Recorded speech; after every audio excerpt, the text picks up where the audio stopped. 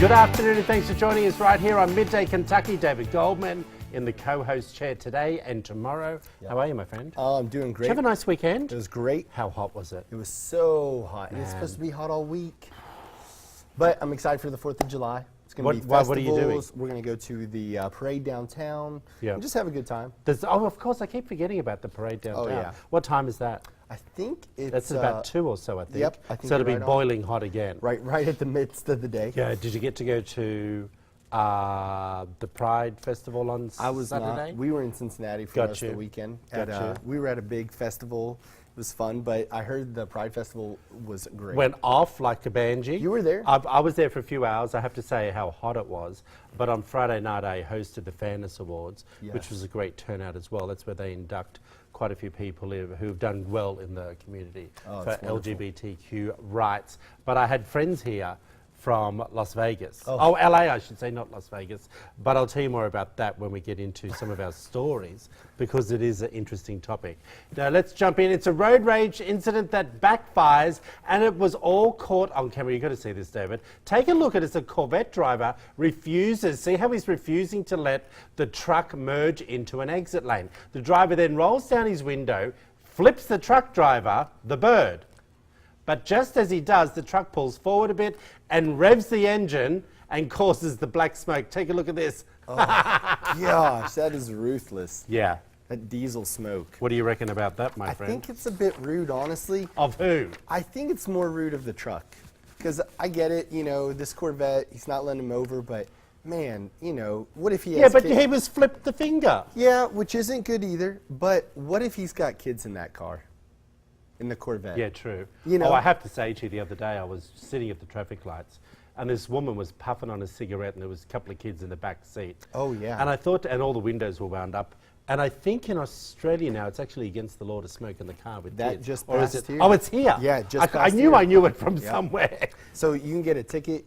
I think you get fined for like $250 if you're smoking with a kid in the car. Really? Well, back in the day, my mother was smoking like no tomorrow. Do you know what I mean? That explains so much. That it does explain a lot. And if she could drink in the car, I'm sure she would have as well. Now, speaking of, I told you I had guests for the weekend. Is your house guest giving you problems? Sometimes your family and friends stay over longer than what you would like, and this can cause some tension to grow. I have some rules that you can follow to prevent this. Any horror stories from you, David? You know, not really with me, but I've had, my sister's had some friends that we're just kind of like, all right, when are they leaving? You know, when are you coming out? So it's like, we're glad you visited, but it's time to go. Well, I had a friend from New York who called me when I was living in Salt Lake City, Utah.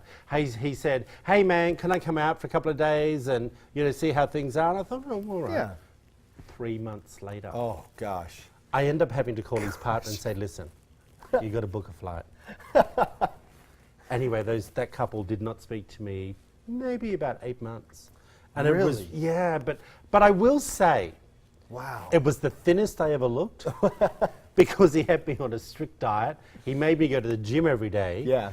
And it was a great house guest, but I just, dude. There's got to be light at the end of the tunnel. Yeah. And you feel kind of like you probably, knowing you, I imagine you were paying for everything. Of course. Yep, taking care Story of everything. Of my life. Yeah, so it's one of those things where I just feel like people can quickly take advantage of the situation. Well, so my friend on the weekend that arrived from LA, he was here from Tuesday through to Sunday. A couple of days he was at a hotel, and he had a dog. Oh. Well, he got in the car with the dog. What type of dog? Like a big little dog? Black thing. Okay. Yeah, like tiny little thing. Okay. And I went, and I could smell the dog. Oh. And and then I thought he's going to be on my good linen. Right. In my spare room that hardly anyone ever sleeps in. He's going to be in the good bathroom. And I started thinking all these things. And I thought... Did you know he was bringing his dog? Well, it's one of those dogs that have that special tag that, you know... It's a therapy dog? Yeah, but there's nothing wrong with my friend. I think it's just an excuse. I've said it before. But also my friend smokes. Okay. And I said, you can't smoke in the house. Yeah. And then I said, you also can't smoke on the balcony or the property. So and he didn't believe me. He's just freaking out. Yeah, so I said to him, no, I'm being serious. You can't smoke anywhere near the property. You had to smoke off the title. Take the dog, get out. It was good. Gosh. So when I dropped him off at the airport yesterday, I felt like the cigarette. Oh, do you know what I mean? Yeah. So here's some rules, okay? to your friends who might be staying. Be direct on how long they can stay. Yeah. All right. Make it clear. But don't you see? It's a bit weird that you said that. Be clear about boundaries and rules, like no smoking, no pets, no loud noises. Allow guests to help with chores. Now, did you have him cleaning? I don't even clean. What do you mean? Give suggestions about public transport and things they could do. I have to say, I would never do that. Yeah. I might bitch about you when you leave, but I'm never going to complain about you to my face. Okay?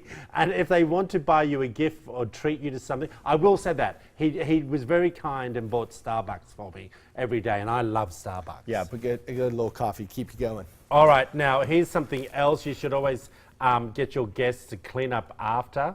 Yeah. Wait, this is really what if you're a they should gift. be doing, yeah. This is what if you're a guest. Clean up after yourself. It should be as if you were never there. I agree. If you're uncertain about the house rules, ask. Be considerate. Be aware of their schedule so that you can give them space when they need it.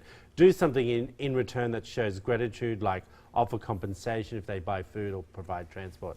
I have to say to you, whenever I'm a house guest, I'm maybe there for a night. Right. 9 times out of 10, I stay at a hotel. Yeah. Because and even in my house in Australia, when I go back home, a girlfriend of mine lives in it and has done for maybe 15 years. I consider it her home. Right. It's not my home. Well, and I like my space.